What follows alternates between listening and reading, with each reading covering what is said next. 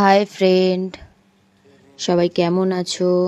আশা করি সবাই ভালো আছো। আমিও খুব খুব ভালো আছি, কারণ নতুন এই প্ল্যাটফর্মে কাজ করে আমি খুব হ্যাপি। তোমরাও যারা কাজ করতে চাও তারা ভিডিওটা দেখে যাও।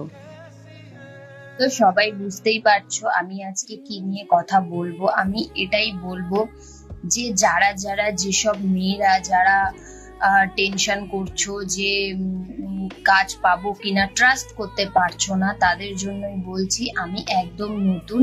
আমি ফেসবুকে দিদির ভিডিও দেখে দিদিকে জাস্ট একটা কমেন্ট করেছিলাম কমেন্ট বক্সে যে দিদি আমি কাজ করতে চাই, তোমার সাথে যোগাযোগ করব কি করে।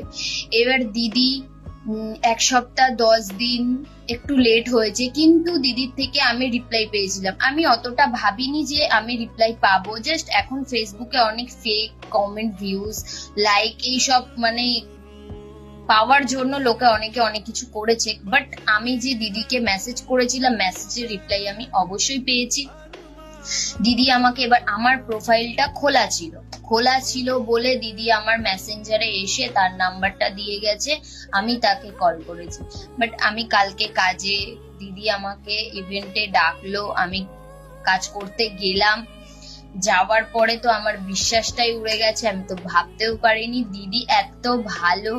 দিদির মেয়েরা সবাই অনেক ভালো। আমি নতুন, আমার একটু প্রবলেম হয়নি যে আমি নতুন বলে কি পারবো কি পারবো না, এরকমটা তো আমি একদম মানে মনে মনে ভেবেছিলাম। বাট ওখানে গিয়ে এই ভাবনাটাই আমার উড়ে গেছে। দিদির মেয়েরা এত ভালো, সবাই আমাকে হেল্প করেছে, আমাকে কিভাবে কাজ করব কি না করব দেখিয়ে দিয়েছে, বলে দিয়েছে, বুঝিয়ে দিয়েছে।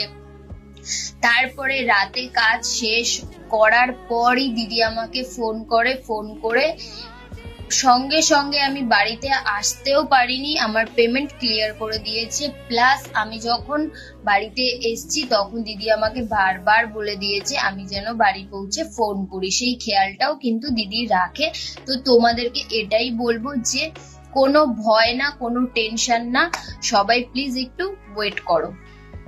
এবার বলি, যারা কমেন্ট বক্সে যে মেয়েরা নাম্বার দিয়ে যাচ্ছ, এইভাবে কিন্তু দিদির কোম্পানির নাম করে, মানে যে যে ইভেন্ট ম্যানেজমেন্টের নাম করে কিন্তু ফ্রড লোকেরা ফোন করে কিন্তু উল্টো পাল্টা মেয়েদেরকে কি বোঝাচ্ছে কি বলছে, বাট আমি অতটা জানি না। আমি যেটা শুনলাম, বাট যেটা আমি দিদির কমেন্টে গিয়ে দেখতে পাচ্ছি বা যেটা আরো মানে বুঝতে পারছি, মেয়েরা তোমরা একদম কমেন্ট বক্সে কোনো নাম্বার শেয়ার করবে না। তোমরা কাজ করার জন্য তোমাদের যদি ইচ্ছা থাকে, তোমাদের ইচ্ছাটাকে কমেন্ট বক্সে জানাও। আর যার প্রোফাইল খোলা থাকবে দিদি গিয়ে তার সাথে যোগাযোগ করে নেবে।